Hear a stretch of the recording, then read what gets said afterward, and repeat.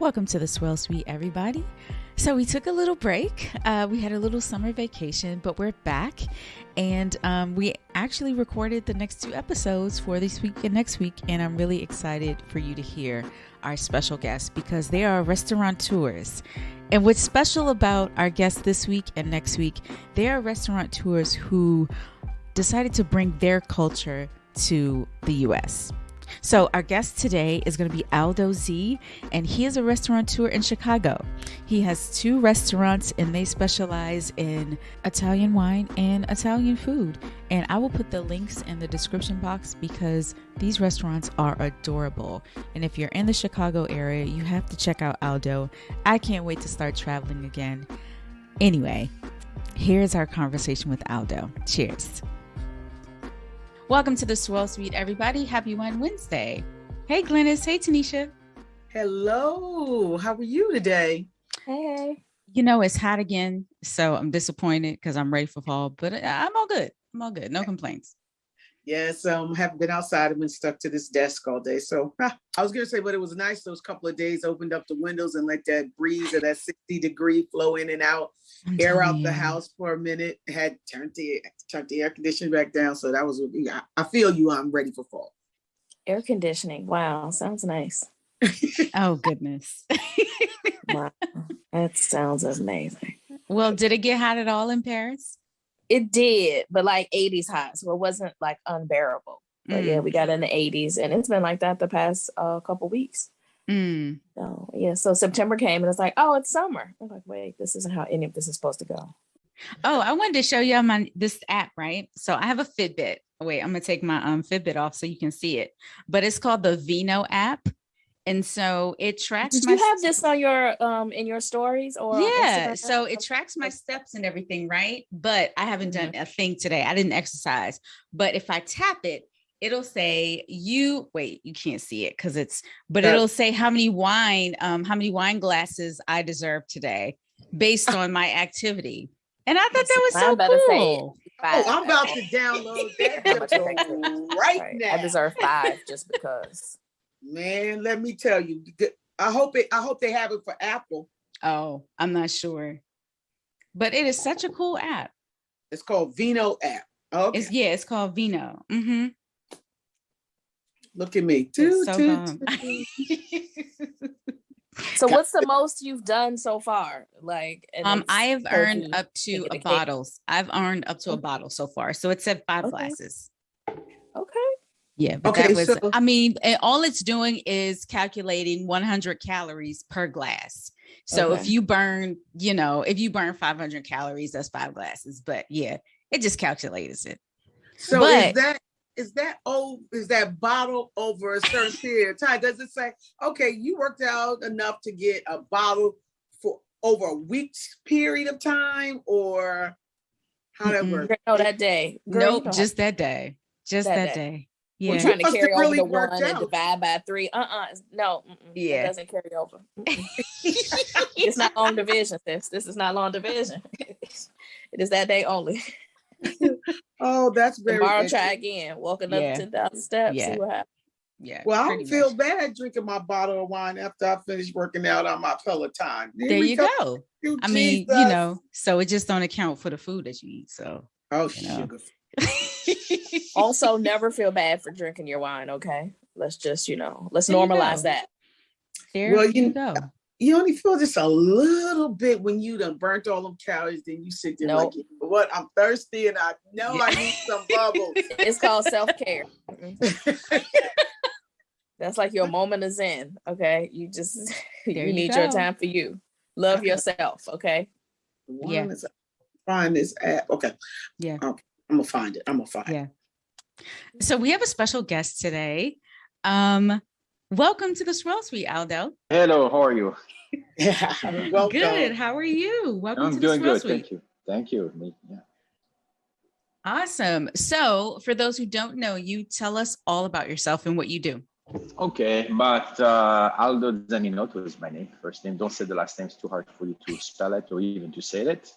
So I'm not going to, I will call Aldo Z. How is that? Okay. I'm in Chicago, in Logan Square, and I own 2 restaurants, one called Osteria Lange and the second one that just opened last year during the pandemic called Pistachio. So, both restaurants are heavily wine focused, obviously, because prior to this, I was lucky enough to kind of like circle like Europe, Italy especially, and be in the wine business and trying to bring the culture to the United States as well as its wines. And obviously involved with a lot of chefs, sommelier, owner, retailers, and trying to bring like to really what the wines are all about. And being in Chicago since '94, starting into the restaurant business as a manager, made my way up there to obviously owning a restaurant at some point, and then leaving that, and then going back to the wine business, then come back to open a restaurant again. So, but now I'm set. I'm not going anywhere else. This is it. So this is what I do. Okay, so you will see me in both restaurants. The first restaurant, Osteria Lange, is located on Armitage in California.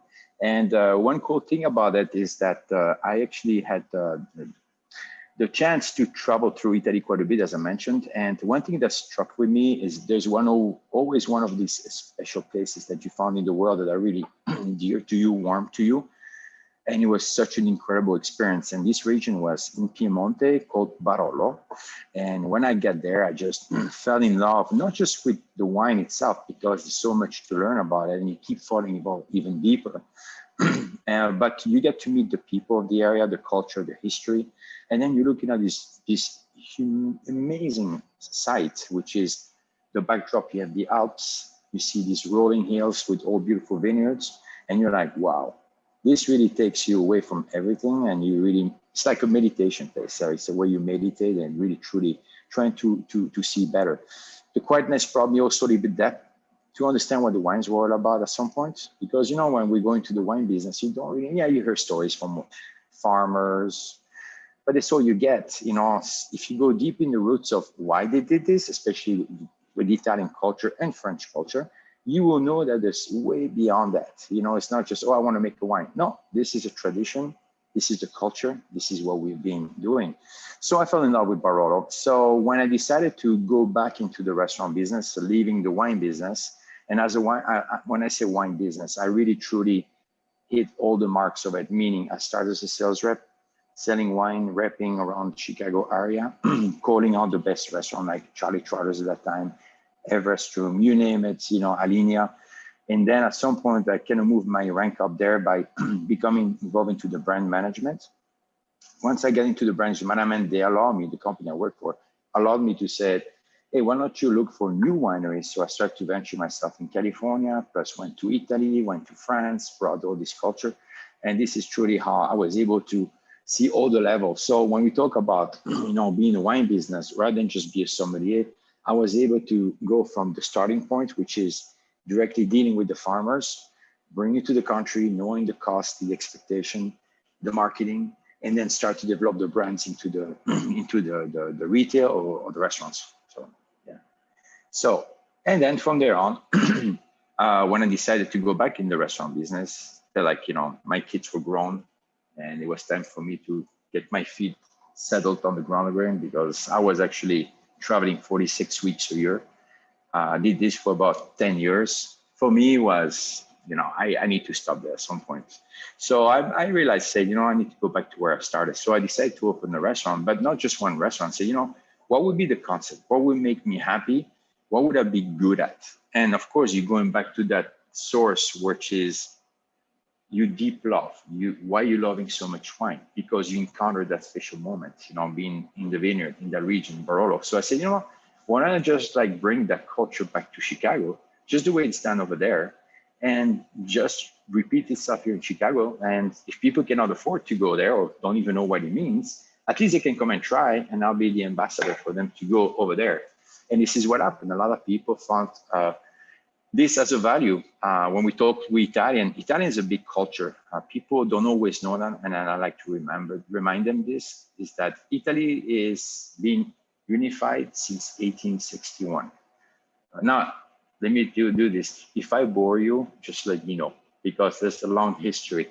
But Italy is a fairly young country throughout Europe, because it was actually became independent and unified since 1861, which means that prior to that, all these different areas from north to south were either, owned by like nobles, or they were obviously took under special countries. Like if you go to the Torino area or Piemonte, it was actually ruled by the French.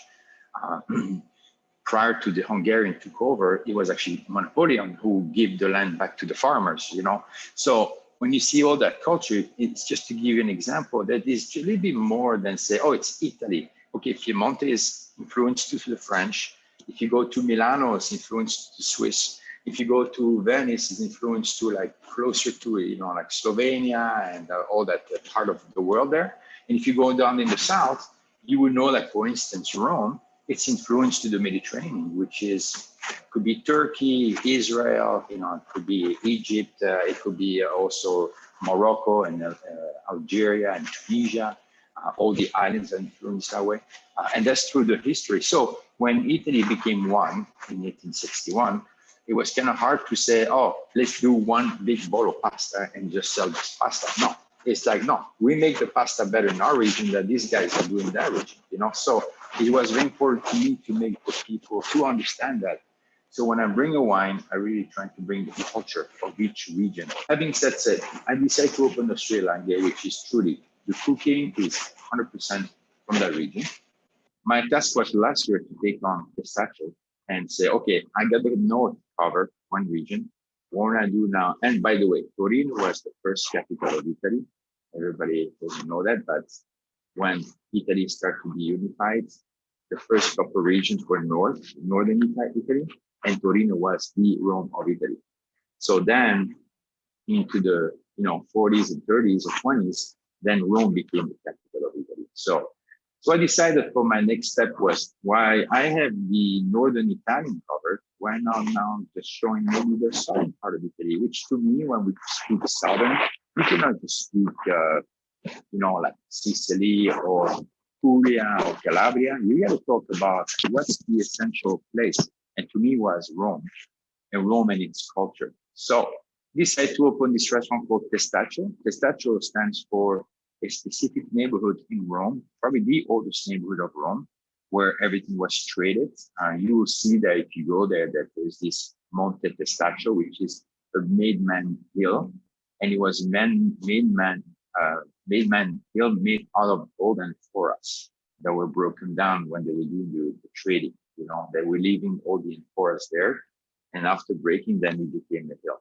So I decided to focus on that. And here the wine is going to be more diverse because it is the Mediterranean. So you have Sicilian wine, Pulian wine, you will have wines from Calabria, from Basilicata, from Campania, and you name it, all the southern part of Italy. So, and the cuisine, of course, is different. I would say that if Torino is more French influenced, this is definitely more Mediterranean, more spices, lighter, lively. The room, as an instance, is definitely a little bit more bright, a little bit more energy, versus my first restaurant is actually Sri Lanka is more cozy, it's almost more romantic. So that's pretty much in a nutshell. I was going to ask you how you narrowed down what Italian wines each restaurant was going to have, because to me, like, Italian wine it can be so complicated. It's so many to choose from. It is. It's a good question, because truly, I think one of the most misunderstood in the wine, also in the food, perhaps, it's Italy. It's the place that's most misunderstood, because Italy, everybody thinks about, oh, yeah, I make the best meatballs or meat sauce or ragu or whatever. But it's not just that. I understand why. We're used to the sort of transplanted Italian American now to bring the home cooking. My mother cooks ragu, but she cooks a ragu different than someone else from another region. Well, we just cook ragu. Ragu is ragu. Okay, lasagna is lasagna. Okay, pizza is pizza. Okay, we know that. But if you really go deep down and you travel to Italy, you understand and open your mind more. It's like, well, it's like me saying in Rome, hey, I want a plane with La Torchis. They're going to look at me and say, you're in the wrong region. You need to go up north. You need to drive 6 hours away. Oh, shoot, that's right. So, when I came obviously back with this message, I was so convinced that, number one, we know that we make it easy on us. Pinot Grigio, for instance, is the emblem of white wine for Italy, right? Prosecco is a sparkling wine of Italy. Okay, we can call it champagne somewhere else, but Prosecco is true to Italy, right? And then the red wine, it's always like, oh, I want a Pinot Noir. Well, that to me is like, it's because people go in the easy way because it's easier for them to understand the style that they want. So I kind of had to combine that and realize what customers, when they ask you, and that's what I tell my staff all the time, when you ask a question, you ask them, what do you drink typically? And they will tell you, oh, I like Pinot Noir. That gives you an idea that they want something lean, fruity, not rich, not intense, something softer, than just someone who wants a Cabernet Sauvignon, who wants more intensity, happy body, full, screaming. So with that said, it was very important start because if I would bring wines from Italy to customers, I was just can find out, number one, what was the cuisine that they were making, accomplishing. So if, let's say in the winter, we have a lot of lamb and we have a lot of venison, I could bring a Pinot Noir, it's good, but Cabernet would be better. But in Italy, we don't really focus on Pinot Noir Cabernet. So what kind of other wine can I bring to this? And so this is what I focus. Number one, I try to explain, let's go to what the people are looking for style-wise. Identify each style. Number two, let's then bring the culture and say, well, if you live in Southern, you should definitely try the wines from the southern part of Italy because it's proper to the area for them. And if you go even deeper, if there's a specialty that's from one area, maybe that one would be even better suited with that, So it was a big struggle at first. But when I would go to chefs or to sommelier or to managers or restaurant retail, I would explain this and said, hey, there's a value to this wine because of this. And, it complements your food on the menu. I think the profile people would like that. I know they want a Pinot Grigio. This is not, but it is like a Pinot Grigio from a different thing. And I think more and more people understood really truly the value. When I always try to make my customer feel comfortable when they come over here and open that discussion with them. And this is why they truly understand it, So it's been a challenge, but it's been good. People found the value to come over here for something. That's awesome. And I was actually watching a show on Italy earlier, and he was breaking down the different parts of Italy and how different they can be. And some parts are going to be really heavy into olive oil. And then he was in Milan and he said they eat nothing but polenta. And it's more about polenta and the butter. And I was like, that's awesome. That's awesome. It sounds like that's exactly what you're doing with your restaurants. It is exactly that. And that's what I wanted to make sure, it's easy to say that, today you got to be more creative, but creative doesn't mean, I wanted to impress other people. I think for me, my language, which is my background, I was lucky enough to be born with a family that were in the restaurant business. They were into traditional in Europe from Brussels. They brought the Venetian food over there. So I remember on Sunday morning, that was the day that my mother would be off. And my father was at the restaurant because my mother was a chef over there. And then I would wake up in 7 a.m. with the smell of the cooking. And that smell of the cooking, but every day, every Sunday was like that. It was a tradition. She cooks for the family on Sundays. My grandfather would come over and, cousins, things like that. And, with that said, I was able to learn that there's nothing better with the sense of smell that invites you to then do some other things. So, I think that people will realize if they go to different places, they're going to discover the different smell or the different character of the cuisine. For me, it was very easy to identify because I was lucky enough to be born into that type of environment. So do this.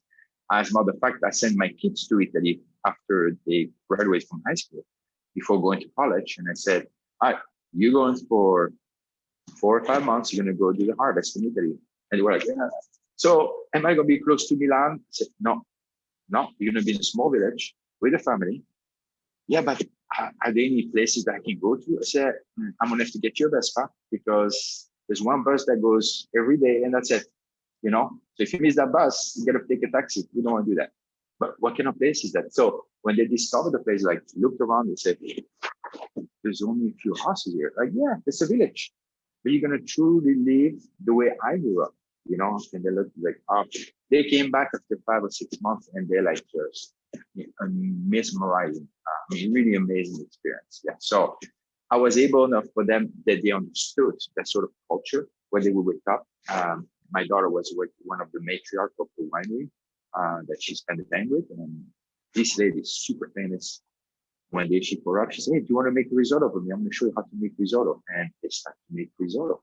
And she was telling the story of how her grandfather taught her how to make the risotto. She said, come on, let's go get, the herbs from outside. And it's like, my daughter's never really experienced that before. But once she touched that, she's like, wow, this is really amazing. So I said, well, remember that you're lucky enough to do this. So I encourage people that they should discover cultures, and truly try to do the best they can. Spend a month, spend 2 weeks, spend 3 weeks, for friends, do the same way. That is awesome. What a great story. How lucky are your kids to just go to Italy and spend so much time there? That's awesome. Yeah. So back up. You opened one of your restaurants during a pandemic. How did that happen? And what does that look like now? The challenges in life. Life is all about take on the challenge. You feisty. You're like, okay, you become creative about this. You believe. When you believe into something, you gotta keep believing it. I always tell this to my kids as well too now. So what happened is the way it happened is actually like a serendipity. But I was coming back from a trip 2 years ago, and my daughter told me she just graduated from college. She said, well, she was working with me like as a hostess, and say, hey, Papa, they closed Quixote. And like, oh, strange, really? I thought the restaurant was doing well. Like, no, they closed it. So anyway, I said, let's go take a look. I like the location. And that was not last year, that was the year before. It was in July, August. So I contacted right away the commercial agent and start to have discussions and, negotiation back and forth. I took her over through all the steps. So she was part of it because I said, this is your concept. This is your restaurant. She's like, what do you mean? I said, wow, you're going to be part of this if you want to. She's like, oh, okay. Yeah. So I show her every phase is how you build a business, how you have the concept, and then trying to, when you have this idea in mind, say, okay, into Rome, this is the best location we can do.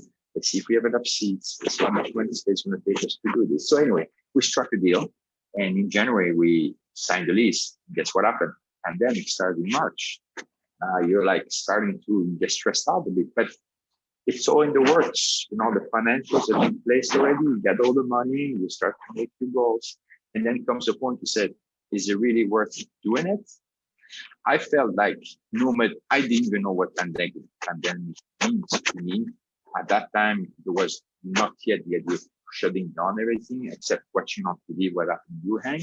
But I said, well, it's going to go maybe for a short time because we're good enough in this country. We know that we're resilient, So maybe this is a good time to open a restaurant somewhere. So I kept going with that. And then after that, of course, things started to fall apart. We had to shut down all the business.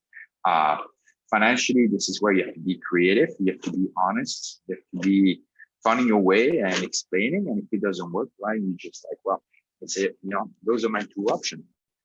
I decided to persist. I discussed rent abatement with my landlord, and we're able to stay alive that way. So we opened in July, and by October, we were shut down for 5 months. I decided for both restaurants, it was better off to shut them down both, just to make sure that first my staff was safe, and number two, there was no need for me to struggle to create more expenses, to go deeper in the hole.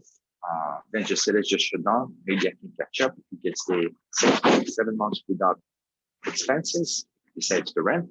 It's better off than just trying to stay alive, create more people. Also, I made that decision. I need it happened to be good, nothing good, because it was, 6 months later, February we opened. But then came the struggle reopening the restaurant with no staff. Nobody wanted to come to work, obviously, and then not knowing whether the customers were going to accept this or not. But quickly, I would say by April, we were back to normal. We said that we were lucky enough to do this. So yeah, it was quite a challenge, but a good experience for my daughter as well to understand. I don't think this is a moment you're ever going to see something like this. So maybe might as well just do it now. So she understood. Yeah. And how did your other restaurant do during the pandemic? Same thing. Because we're known in Chicago, we've been established there for about close to 8 years now. Our restaurant is, I don't call it myself this, but it's been named as one of the darlings of Chicago because it is located to this little tiny neighborhood, small, 60 seats, small staff. We're trying to stay open just because we knew that perhaps if we could do 2-3 days of carry out, people would then, perhaps have their quick fix at home. But I quickly understood that it was not really quality-wise, it was not the same because our food, since the pastas are freshly made, wasn't traveling so well. And, even so people were excited, it's like a celebration at home. It wasn't really truly the same. And for me, I don't want to do things halfway. I really want to make sure that someone has the experience, they have a memory, a good experience. However, what I did though, is I created sort of this little wine retail shop virtual. And I did this with the wine of the region. And I did that for Christmas and Thanksgiving. And it was such a huge hit, which to me really it was a tap on the shoulder, said, you're doing something good. People following you. They really believe in you. They're trusting you. We had so many orders. Amazing. Good thing also is the community around us was so nice to support us in any ways they could. Extra money for the wait staff, trying to order so much as they can. So they would order so much wine or they would order so much food when we had it that we had to say, oh, the shutdown, we're sold out. That was such great support, And when you read something like this or you see it, you understand wow, we have something good here. Let's stay here. Let's fight for this. So I have a question before we move on to orange wines. Yes. Glennis and Tanisha, how do you guys feel about orange wines? Glennis, you got it. Yeah. Did you picture? Well, that picture says it all. Right. We were fine with white and red. We didn't need another color. Oh yeah, definitely fine with that. I think I'm still searching to find more, I guess the most politically correct way to say I'm still looking forward to being exposed to more orange wines that I feel are palatable.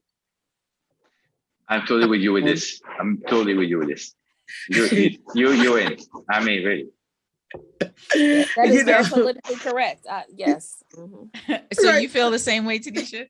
I'm not searching though. I mean, if it happens, one happens to cross my path during the tasting, but I'm not looking. No, I'm not looking. Yeah. It would look for you though. Yes, it has to find me. Yeah. I'm a little more open than I was, say, a few years ago, because that when they first arrived in DC, they were tough to drink, just unfiltered and just sort of grungy and thick, and I don't know, but now they're a little bit better. They're softer. The nose isn't as harsh. I don't know. So I am currently searching for orange wine. So I will try them if I see them. But Aldo, your PR girl, she really wanted me to bring up orange wine so you could speak on it. So go for it. Well, I guess I'm an old school guy, and it's good to speak in one way, but you also have to go.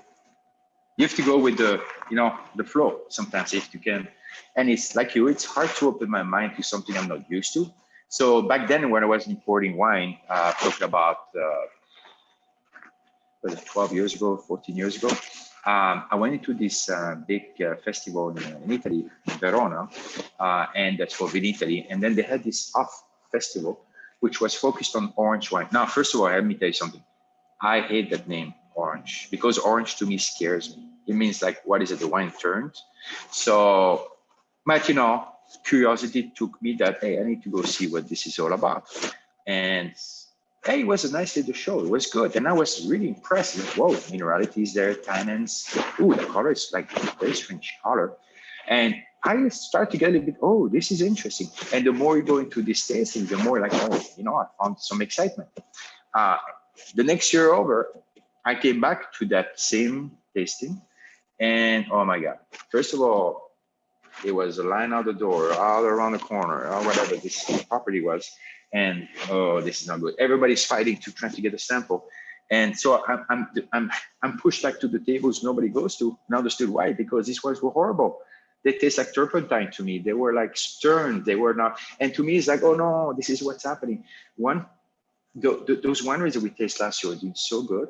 Now all of a sudden everybody is jumping to the bandwagon because it's different. Let me tell you also my observation, because I see this with my customer today.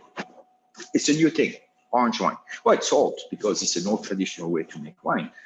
And I always tell my customer, and I'm out of orange wine, but I might have lemon wine if you want to. And they look at me and said, you have lemon wine? And I say, yeah, lemon. You don't know about this? Oh no, what is it? Oh, forget about orange. This is like so old. Go to lemon. Oh, really? And like, oh, so I bring them the clean wine that I like, or even natural wine.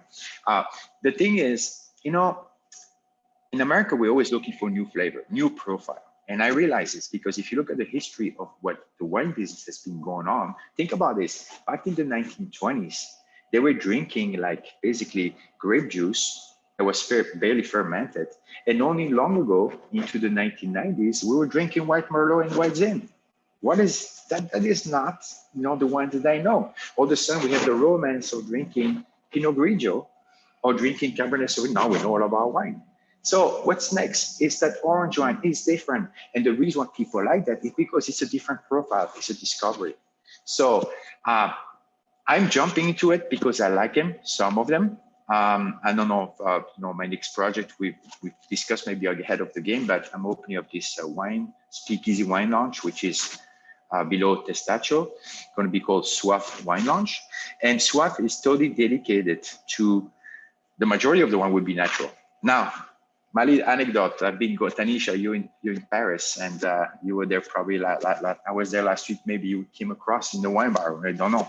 But I went to do my research the last few years, and I came across a lot of great places, one called Frenchy, one called Porbert, you name it. I mean, really fantastic wine bar, small, to understand better what that natural wine, because it's a big wave of this new generation focusing on that, making them, the people who are selling them excited. The new generation is really all about that. It's about, let's bring back to what was done before. We don't want to talk about big production. We want to talk about this small guy that puts his boots on and just goes in the vineyard, uses the horse, for like mowing the land in between. So, I did my research, and I remember the first time a couple of years ago, I said, do you have any orange wine? Oh my God. She looked at me, the waitress sommelier, and she said, I thought you were speaking French. I said, yes, because I say I speak French, but we don't really use this thing called orange wine. What? You must be, do you live in America? I said, yes. Oh my God, that was such a big thing. It's like, oh no. Now we do serve natural wine, but we don't do really orange wine. So that's to give you and I try to explain this to my customer. Not that I'm trying to put them back to where they should know, but don't go sometimes too much with the flow. Just follow the sommelier, follow the trend in a good way. Don't go just because this is the new hot thing, I tried that and almost lost everything on the inside of me. So I'm going to approach with caution. Yes, I do. Because I was like, oh, yes, got invited, natural orange wine. And I was sick the whole day because it was that bad. Yeah. So I'm going to approach with caution. I'm going to take your word for it. And if I'm in Chicago and the speakeasy's open, I'm going to come in and say, okay, I have an open mind. Yeah. But let me tell you and let me warn you, if it's not what I like, I'm going to talk about you on the swirl suite. No.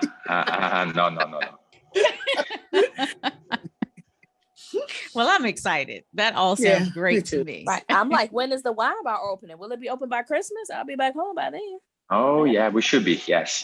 Oh, nice. I don't have the dates yet, but it is really coming close. Actually, I'm going through the wine selection as we speak. Setting up the tasting by Monday with the distributors. And I did send the information to all my distributors. Don't worry, bring me big name wine. I want natural, and I want classic, and I want good quality wine. The price doesn't make any difference to me. I really want the people to come for the experience, just the way I would have in Paris. So. Yeah. Yeah. I know you said you're not going anywhere, but if you ever wanted to just like have a restaurant in DC or Maryland, we would Yeah. welcome you. Oh my I'm just God, going to yes. put that Yeah. out there. Yes. Girl, we'll just go Yeah. to Chicago. Like, what are you talking about? Yes. We Come don't on. live there. Like I want to walk to these places. I want it in my Yeah. backyard. Girl, Yeah. if you Yeah. get on a Southwest flight, that's like your backyard. Ooh, Mm. no. Especially in the Southwest winter. flies right to Chicago. I mean, I ain't Yeah. say Spirit. Southwest still does all right. No, Southwest. I said especially in the winter. Yeah, y'all winners are no joke. It's not that bad. You know, put the It's next not coat that on, bad. scarf. Get you No, a I'm coat. talking Girl, about just get you a fur flying coat. in. Sometimes it does not work trying to fly into Chicago in the winter because they No. cancel the flights. Mm. So that's why we I've want never had a something flight in canceled. the backyard so we can either catch the train or I've never had a Uber flight Lyft. canceled. Yeah. Yeah, we're spoiled. We want it all here. Yeah. Yeah. Chicago has the best Midwest, restaurants anyway, so East. of course it would be in Chicago. Sorry. No, I mean that's actually true. Y'all have a lot of good restaurants. I can't even lie to you. Mm-hmm. Yeah. With good restaurants, yeah. Yeah. Mm-hmm. Gotcha. And our last question is mostly like about the restaurant industry with us being in a pandemic and businesses are getting back to normal. Has the sommelier position changed? Yeah, it's a very, you know, somebody goes, it's a great job, surely. And I was able enough to be somebody at some point. The sommelier situation in this country is very misunderstood because it should be typically as a full-time position, meaning the person should focus solely to wine and beverage program. And unless you go to places such as Alinea or places like that of super high caliber, like it is in Europe, you don't typically have places to be able to afford to have a sommelier.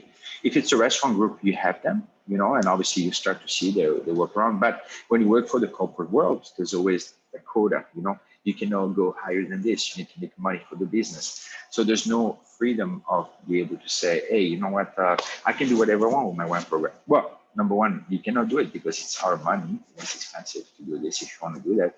Number two, a good sommelier should be able to focus not on his personality, but more on the personality of the restaurant, you know, and be creative about that. So with that said, a lot of restaurants are hiring their way called sommelier, but they involve them in doing other tasks like closing the restaurant down, besides doing inventory as well, managing customers, and then on top of it, be in charge of the wine program, you know. So when I came to Chicago, I worked with a restaurant where we didn't have the title of sommelier, but we were involved as a manager, as wine buyers. You know, we will go through our tasting weekly. We were looking to see what we need to order. We're looking to see, we need opportunity for this wine on the list, or, you know, we want to add this on the list, or, you know, we're going to have a wine dinner with this winemaker. So as a manager, was truly trying to do marketing on your own. With the sommelier, there's a lot of pressure on them to say, oh, you expect to do this, as we said sometimes. That's my belief. Now, there are great people out there that really are super talented. I've seen them, this new generation coming up. It's a little more difficult for them to become a full-time sommelier because they truly wanted to focus on that, but they're not always allowed to do this, you know, 100%. Especially with the pandemic, you know, number one, we have a shortage of people. As you know, that we don't have as many people as we access to too many people as we used to. Slowly, it's coming back now. The business is there, but not enough labor, you know. So people have been kind of pulled left and side. I talked to a friend of mine. He'd been working 2 weeks in a row without a day off because one manager is gone. And so, you know, this is what they do, right? They say, well, your manager is gone. You need to replace that person. So we need you. Because at the end of the day, they get a salary or they get a commission or whatever. So, yeah, I think it's going to come back in a different way, the sommelier situation. And truly, it's a big word to say you want to be a sommelier. There's way more to do than just be just the aspect of the business, you know, to really understand it. And sometimes you see waiters who want to become a sommelier, but they really truly need to understand how it works, the system, you know. What's the inventory look? Do I do wine because I like this wine, or do I taste the wine because I need to fill in this gap for the customer or for the restaurant? So there's much more than that. But there's, like I said, there's great people that I've seen lately being creative on their wine list, and I really like it. Combined with their wine drop, like, you know, they're really very creative about it, show personality. So it's very encouraging to see that. So a question for Tanisha and Glennis. I haven't been out a whole bunch. I've only been to a handful of restaurants, and there were no somms in those restaurants that I was at. Have you guys seen sommeliers since the pandemic has started? Yes. As a matter of fact, this past weekend, a good friend of mine who has launched a business called Blue Events Experiences had a small dinner party at La Vie in Southwest on DC. And he said, Glennis, order the wines. He said, I have a tab with them because he had to cancel his previous business launch because of COVID last year. So he had already paid. So he said, we got to use up my tab. He said, Glenn, get the wine list and order a couple of bottles of sparkling and a still wine for dinner. I said, no problem. I got it. And the sommelier came over, and I said, we're gonna, and I explained to him what I wanted to order. And I looked down, and so the waiter was kind of standing there, and the sommelier was listening. And he was like, well, I can look, here we go. Oh, we got Moet, we got Veuve Clicquot. Oh. And I said, can I see the wine list? And the sommelier kind of then took over. And I said, I want the Cremant. Excellent. I can pull up the name of the particular Cremant, but it's Cremant de Alsace. It's from Alsace. And he said, oh, you like Alsatian wines? I was like, oh, of course, especially Cremant's from Alsace. So he was very knowledgeable. He said, what I loved about him was, he said, he came back over. He said, when you all finish, the appetizers, or before you finish the appetizers, have me come back over so we can talk about what wines you want, because some of them need to be aired before and decanted before I pour them for you. Very nice. Like, exactly. Yeah. And I forgot where he's from Croatia, I think. Originally. So really. Yeah. Tanisha, what about you? Som's working in Paris? There are a few at some of the higher end restaurants. The thing about here, though, is a lot of them, they, all feel like they're somms. So some places just don't have a special person to do it. They're like, I'm French. I know wine. So I don't, I'm a somm too. So yeah, it's the culture's a little bit different in that regard. That's fair. That makes sense. It does. Yeah. It makes sense. Well, Aldo, this was a wonderful conversation with you. Thank you so much. Thank you for allowing me to be on your show. Sure. I love to share. Yeah. Please tell us your restaurants and where everybody can follow your restaurants and you. Yeah. So the first one, Osteria Lange, is located at 2824 West Armitage. If you want to go on the Instagram, it's Osteria Lange, spells O-S as in Sam, T-E-R-A. Lange, L-A-N-G-H-E, all one word. You can go on to the site there. And then Pistachio Chicago. Pistachio, another word, is a little bit different. So it's P-E-S-T-A-C-C-I-O, Chicago. And same thing on the Instagram, you'll find that there. Really big, it's, we open 5 days a week right now. Perhaps we're going to start to go 6 days as soon as we find more people. Open only for dinner, typically. And then we do Sunday brunch at Pistachio. We do like this romance brunch. Follow us. We have a lot of good things happening all the time. We have a band playing once in a while, out of the blue. We always have events. We're always understanding and know how we're truly a neighborhood restaurant. We're trying to create something. So, yeah. And then look for Soif. Soif Lounge spells S-O-I-F-L-O-U-N-G-E. So Soif Lounge, you'll see. It will be announced in the next couple of weeks on the specific date when we're going to be open. Oh, awesome. Yeah. I'm looking forward to that. I will see you in December. Yeah. I'll see you at Christmas. Yeah. Please. Don't hesitate. Great. Well, awesome. Well, you have a wonderful week. Thanks for joining us, Swirl Suite, guys. We hope you enjoyed this episode as much as we did. Don't forget to follow Aldo and his restaurants and look out for his new wine bar. Don't forget to follow us on social media. I am Vine Me Up, Girl Meets Glass, Tanisha, Glennis, Vino Noir, and Leslie, Vino 301. If you really enjoyed this episode, share it on social media, leave us a comment, or simply rate or like. on whatever platform you're listening. Have a great day, and we hope you all are safe. Cheers.